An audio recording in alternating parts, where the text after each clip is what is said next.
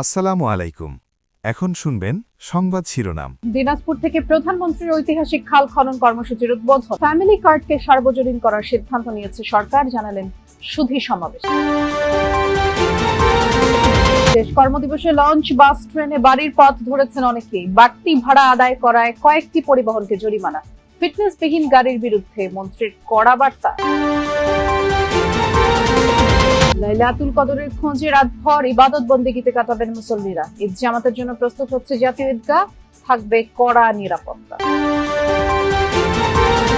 বাতিল হলো স্কুলের ভর্তি পরীক্ষা। প্রথম থেকে নবম শ্রেণীতে থাকছে না লটারি পদ্ধতি, আগের মতোই নেওয়া হবে বৃত্তি পরীক্ষা।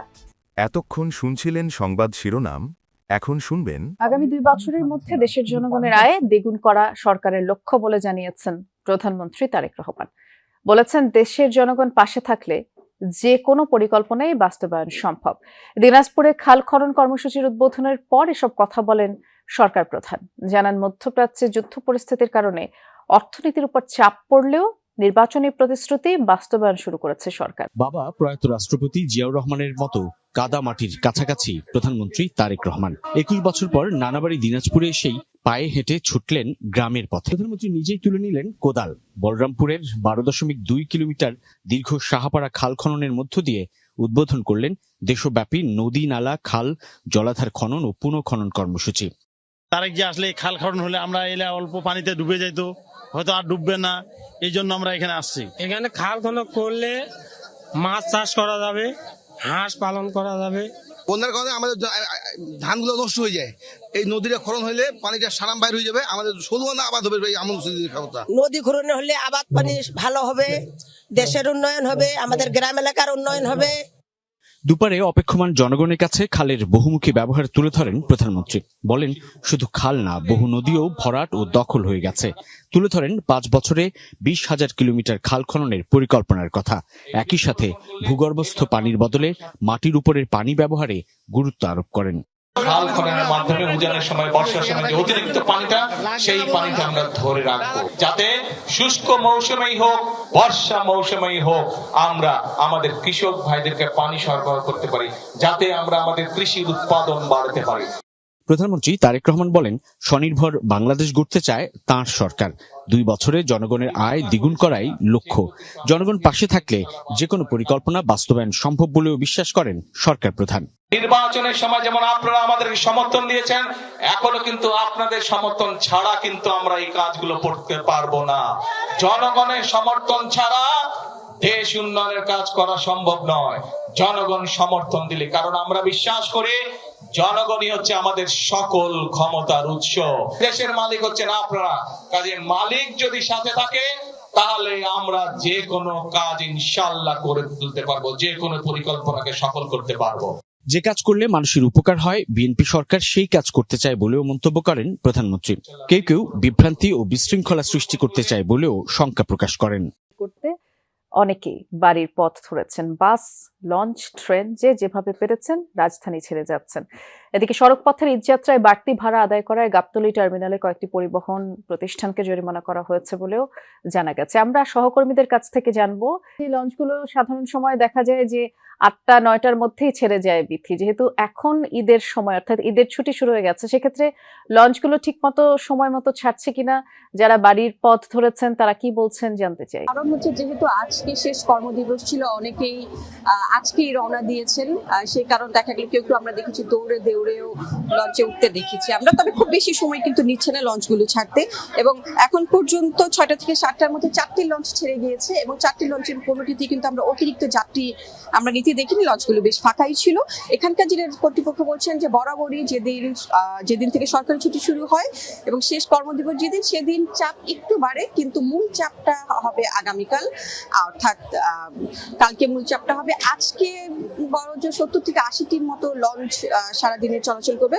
12:55 পর্যন্ত লাস্ট লঞ্চ ছাড়া হবে। এর মধ্যে 70 থেকে 80টি লঞ্চ ছাড়বে এবং আগামীকাল সেটি 100-র উপরে যাবে, অর্থাৎ বোঝাই যাচ্ছে চাপটা যে বেড়ে গেছে। তবে এইবার চাপগুলো কমানোর জন্য কিন্তু দুইটি ঘাট, শিমুলিয়া ঘাট এবং বসিলা ঘাট, এই দুটি ঘাটে প্রায় 9টি লঞ্চ, বিশেষ লঞ্চ ছাড়া হয়েছে। এবং মূলত আজকে এখানে অন্যান্য সময় যে ভিড়টা দেখি তার তুলনায় একটু কম দেখছি। তার কারণ হচ্ছে যে যাত্রাবাড়ি, শনিরা আখড়া, ওই পাশটা ডেমরা, নারায়ণগঞ্জ, ওরা কিন্তু শিমুলিয়া, ওই এলাকার যাত্রাটা শিমুলিয়া ঘাট দিয়ে যাবে। সুতরাং এখানে সেটা চাপটা কম। বসিলার ক্ষেত্রেও একই, মিরপুর, ধানমন্ডি, মহাখালী, ওই অঞ্চলে ওই এলাকার মানুষরা সেই ঘাটগুলো ব্যবহার করবে।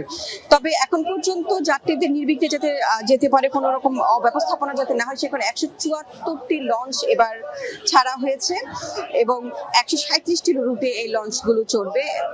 এখানে এবার বেশ দুটি বিষয়ে খুব ভালো উদ্যোগ নিয়েছে বিআইডব্লিউটিএ। সেটি হচ্ছে প্রথমত, অন্যান্য বার আমরা যেমনটি দেখি যে কুলি নিয়ে খুব বেশি ভোগান্তি পোহাতে হয় যাত্রীদের, মারামারি চালু করেছে সদরঘাট এবং বরিশাল নৌঘাট। অর্থাৎ সবকিছু মিলে বলা যায় যে ব্যবস্থাপনা এবার তার চেষ্টা করছে ভালো রাখা। কোনো রকম অভিযোগ পেলে যে 5টি নিয়ন্ত্রণ কক্ষ রাখা হয়েছে আইন শৃঙ্খলা রক্ষাকারী বাহিনীর সমন্বয়ে, একটু না একটু অব্যবস্থাপনাটা থাকবে, সেটিও কিন্তু কর্তৃপক্ষ বলছে। তবে তারা চেষ্টা করছেন যাতে কোনো রকম মানুষ যে নারীর টানে বাড়ি ফিরে যাচ্ছে এটা যাতে স্বস্তিদায়ক হয়, আনন্দদায়ক হয়, সেই সম্পূর্ণভাবে সেই চেষ্টা তারা করছে। বৃষ্টি, আমরা শুনছিলাম আজ সম্ভাব্য পবিত্র শবে কদর। মুসলমানদের কাছে এই রাত হাজার মাসের চেয়ে উত্তম, মহিমান্বিত। এই রাতেই মানব জাতির হেদায়েতের জন্য মহান আল্লাহ তাআলা পবিত্র কোরআন শরীফ নাজিল করেন। তাই ধর্মপ্রাণ মুসলমানদের মাঝে দেখা যায় বাড়তি ধর্মীয় অনুশীলন, ইবাদত বান্দেগি। শবে কদর উপলক্ষে বিভিন্ন মসজিদে নামাজ, কোরআন তিলাওয়াত, জিকির আজকার, দোয়ায় মশগুল থাকেন মুসল্লিরা। অনেকে নফল নামাজ আদায় করেন, কেউ বা দীর্ঘ সময় ধরে কোরআন তিলাওয়াত, তসবিহ, তাহলিলে কাটান এই পবিত্র রাত। আর আল্লাহর রহমত, মাগফিরাত, নাজাত লাভের আশায় বিশেষ মোনাজাতে অংশ নেন তারা। পবিত্র এই রাতে নিজেদের অতীতের ভুল ত্রুটি ও গুনাহের জন্য ক্ষমা প্রার্থনা করেন ধর্মপ্রাণ মুসলমানরা। পাশাপাশি দেশ, জাতি, সমগ্র মুসলিম উম্মার শান্তি, কল্যাণ, সমৃদ্ধি কামনা করে মহান আল্লাহর কাছে দোয়া করা হয়।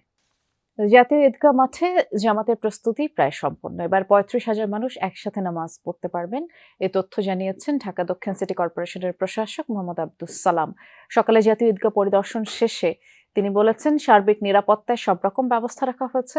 প্রধানমন্ত্রীর নিরাপত্তায় বিশেষ ব্যবস্থা থাকবে। আর ঈদ জামাতে নারীরাও অংশ নিতে পারবেন। পর্যাপ্ত লাইট, ফ্যানের ব্যবস্থা করা হয়েছে। এছাড়া ভ্রাম্যমাণ টয়লেটের পাশাপাশি প্রাথমিক চিকিৎসার ব্যবস্থাও থাকবে।